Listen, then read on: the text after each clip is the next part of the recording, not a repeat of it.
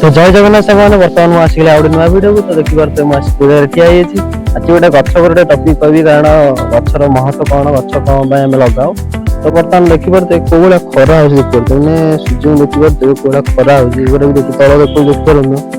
मैंने जो खरार जब आम को बाटे जाऊँ कि बिल चाष कर खरा तो सब अच्छी ना तुम्हें जो जगह भी जाओ खरा तुम देर रही तुम जो गोटे गछ लगे तो